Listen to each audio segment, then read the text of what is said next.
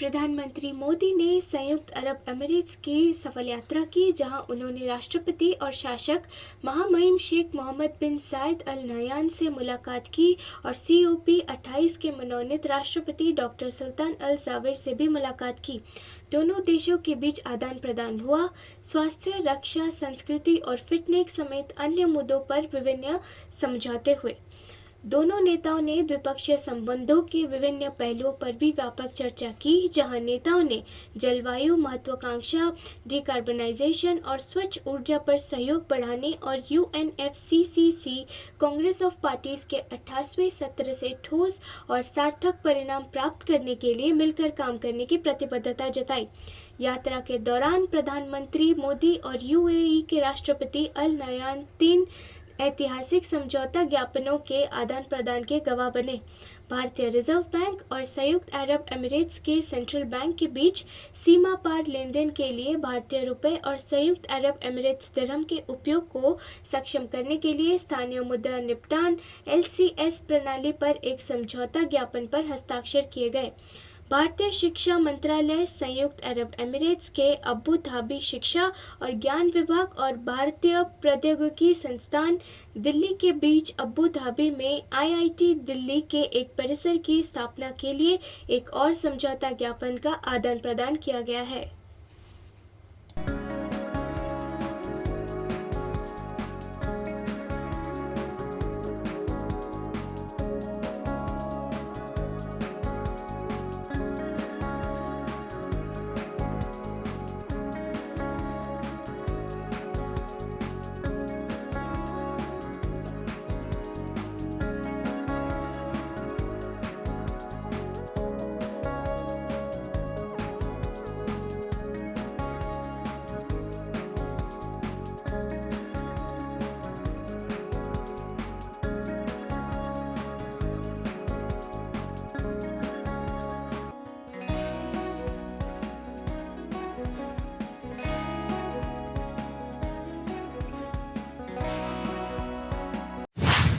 नई दिल्ली के कुछ हिस्सों में हुई भारी बारिश के बाद दिल्ली की ITO क्षेत्रों में गंभीर जल जमाव देखा गया है।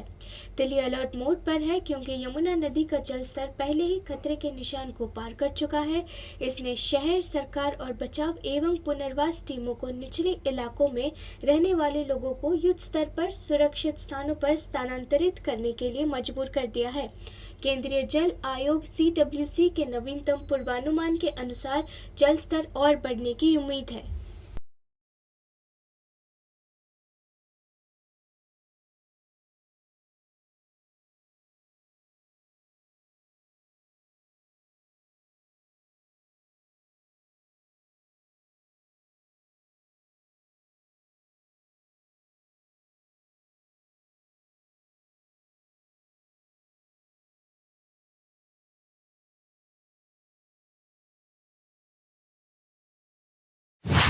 दिल्ली के मंत्री और आम आदमी पार्टी के नेता सौरभ भारद्वाज ने राष्ट्रीय राजधानी में बाढ़ की स्थिति के बारे में ANI से बात की और कहा कि प्रशासन जमीनी स्तर पर काम कर रहा है और सभी समस्याओं से निपटने के लिए अपने स्तर पर पूरी कोशिश कर रहा है।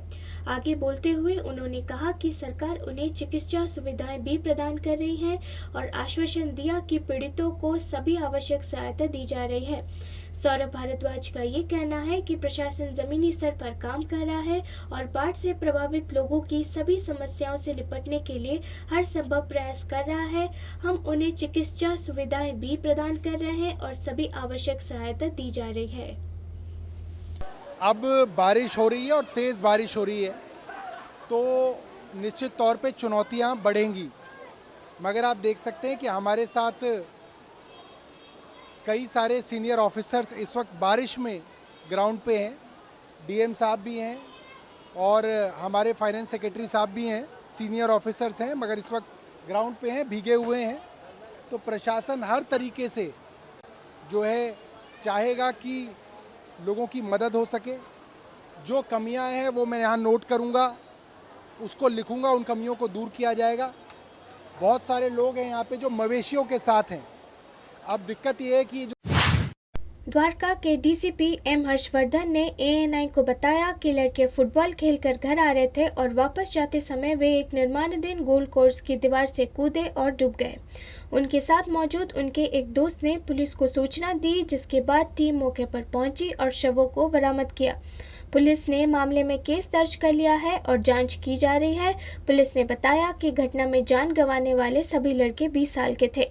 पुलिस का कहना है कि रात लगभग 8 बजे पीएस द्वारका सेक्टर 23 के अंतर्गत 3 लड़कों के डूबने की सूचना मिली। 4 लड़कों का एक समूह द्वारका सेक्टर 19 में फुटबॉल खेलकर लौट रहा था और घर वापस जाते समय उन्होंने एक निर्माणाधीन दीवार से कूद गए। उनमें से 3 गोल्फ कोर्स पर पानी में गड्ढे में घुस गए और डूबकर मर गए। चौथे लड़के ने पुलिस को अलर्ट किया और हम फायर सर्विस टीम के साथ वहां पहुंचे। तीनों शव बरामद कर लिए गए हैं और आगे की जांच जारी है। शाम में करीब 8 बजे के करीब इन्फॉर्मेशन मिला कि 3 लड़के हैं जो पानी में गए हैं और वापस नहीं आए। तो इस सब इन्फॉर्मेशन पे हमारी टीम वहाँ पहुँची तो पता चला कि टोटल 4 लड़के थे जो फुटबॉल खेलकर सेक्टर 19 में किसी ग्राउंड में फुटबॉल खेल के अपने घर की तरफ गोयला डेयरी तरफ जा रहे थे। रास्ते में अंडर कंस्ट्रक्शन एक गोल्फ कोर्स है सेक्टर 24 के एरिया में। उन्होंने उस गोल्फ कोर्स का दीवार कूद के उस अंडर कंस्ट्रक्शन गोल्फ कोर्स के अंदर चले गए दीवार कूदने के बाद, और वहाँ पे एक वाटर पिट बना हुआ है, जैसे गोल्फ कोर्स में जो अलग अलग ऑब्स्टेकल बनते हैं उस तरह वाटर ऑब्स्टेकल एक बना हुआ था, और उसमें जो है 3 लड़के उसमें उतरे और अनफॉर्चुनेटली ड्राउन होके उनका डेथ हो गया। जो चौथा लड़का था जो उसमें नहीं गया, अंदर नहीं गया, वो फिर जो है बाहर आके रोड पे जो लोग जा रहे थे वहाँ पे उनको इन्फॉर्म किया, उसने अलार्म रेज किया और उसके बाद ये सूचना पुलिस को दी गई। पुलिस और फायर ब्रिगेड की टीम्स वहाँ पहुँचकर तीनों बॉडी को रिकवर करके इंक्वेस्ट प्रोसीडिंग्स कंडक्ट कर रहे हैं और उनको पोस्टमार्टम करने के लिए। भाजपा के राष्ट्रीय उपाध्यक्ष बैजयंत जय पंडा ने राष्ट्रीय राजधानी में बाढ़ संकट पर प्रतिक्रिया व्यक्त करते हुए कहा कि वो भाजपा कार्यकर्ताओं का समर्थन करने के लिए लगातार काम कर रहे हैं, जो मदद और राहत सामग्री प्रदान करने के लिए अथक प्रयास कर रहे हैं। इसके अलावा उन्होंने कहा कि आम आदमी पार्टी राज्य सरकार के साथ साथ एमसीडी की भी कमान संभालती है और दिल्ली के लोगों के प्रति उनके विशिष्ट कर्तव्य हैं। उनका यह कहना है कि मैं उन भाजपा कार्यकर्ताओं को प्रोत्साहित करने आया हूं जो बाढ़ आने के बाद से लगातार कड़ी मेहनत कर रहे हैं। आम आदमी पार्टी राज्य सरकार की प्रभारी है और अब एमसीडी की भी प्रभारी है, उनकी कुछ जिम्मेदारियां हैं। Look, I have come here to encourage our BJP karyakartas who have been slogging day and night for the last so many days, ever since the flood situation developed in Delhi. Our state president, district president and thousands of workers, men and women, have been slogging. You are seeing here this community kitchen, free kitchen that has been opened. Lot of arrangements have been made, and similarly many other kitchens have been opened. Here itself about 7,000 to 8,000 people are being helped who have been affected by the flood. This is something that the BJP always does. As per the guidance of our national president JP Nadda ji, BJP karyakartas come out in huge numbers to assist people in distress. This is a party that doesn't only turn up during elections. We are there, our karyakartas are there day and night during any crisis. And I have come here to thank my colleagues, karyakartas, who are working so hard. Sir, one serious question to you. Blame game has been started on the flood situation in Delhi. Aam Aadmi Party is putting some serious allegations on BJP center government. Yesterday we have seen Saurabh Bhardwaj himself putting allegations on LG and NDRF in front of media. केंद्रीय मंत्री नरेंद्र सिंह तोमर को party आलकमान को मध्य प्रदेश भाजपा चुनाव प्रबंधन panel का संयोजक नियुक्त किया गया है।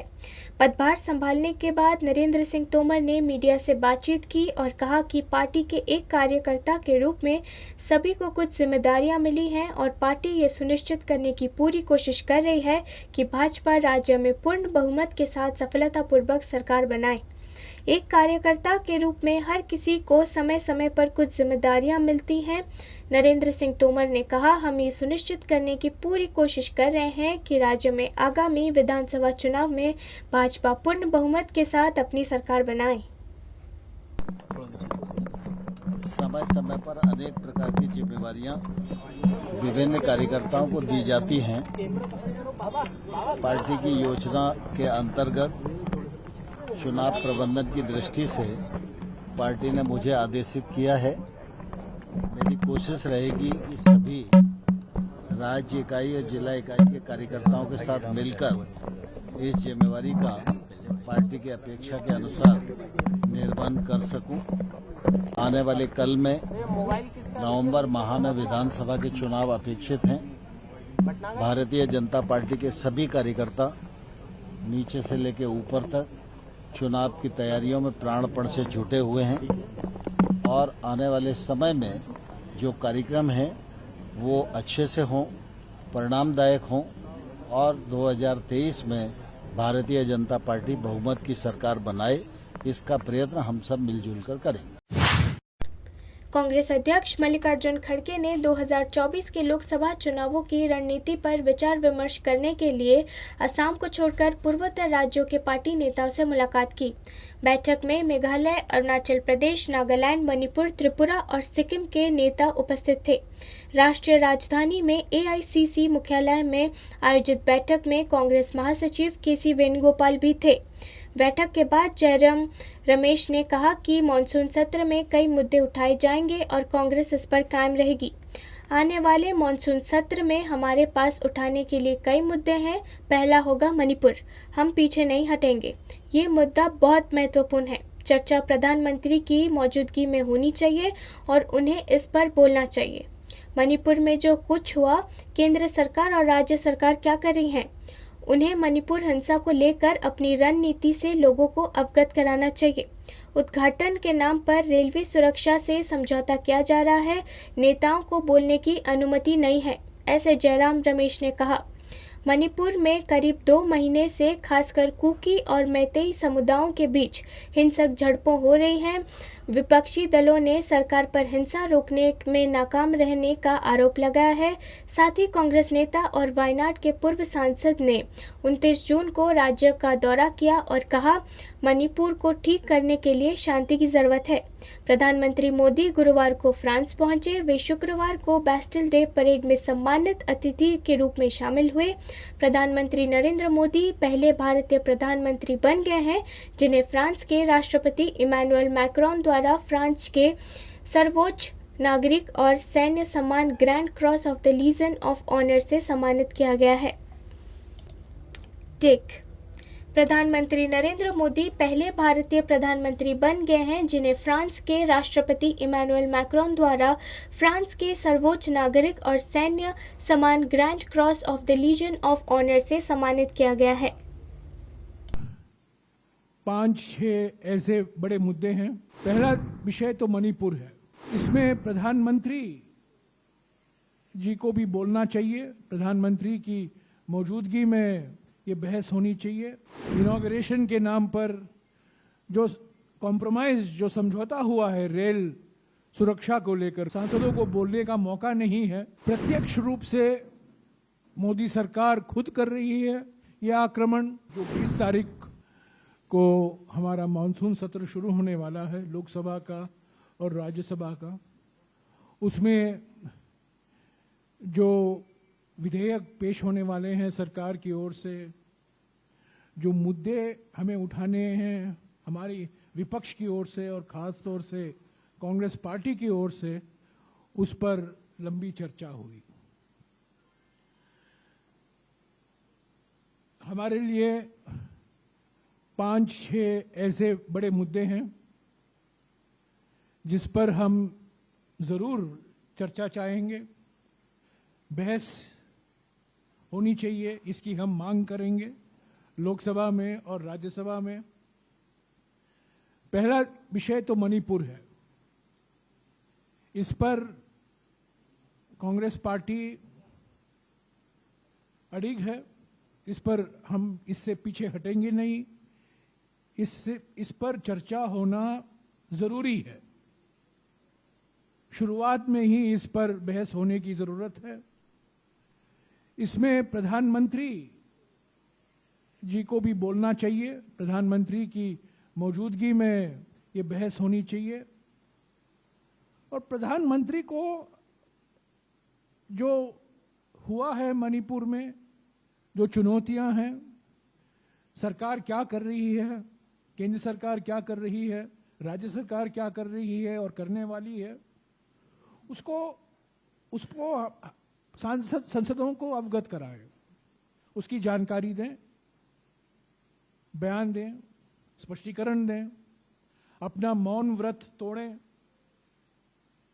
ये हमारी पहली मांग है। इनॉग्रेशन के नाम पर जो कॉम्प्रोमाइज, जो समझौता हुआ है रेल सुरक्षा को लेकर, रेल सेफ्टी को लेकर, और इसका सबसे दुर्भाग्यपूर्ण मिसाल जो हमें देखने को मिला है बालासोर में, इस पर क्योंकि रेल बजट पेश नहीं होता है, रेल मंत्रालय में जो चुनौतियां हैं, जो काम हो रहा है, जो नहीं हो रहा है, उस पर सांसदों को बोलने का मौका नहीं है विस्तार से, तो हम जरूर इस पर चर्चा चाहेंगे जो बालासोर में हुआ है, और खास तौर से रेल सुरक्षा को लेकर सरकार की क्या मंशा है। तीसरा मुद्दा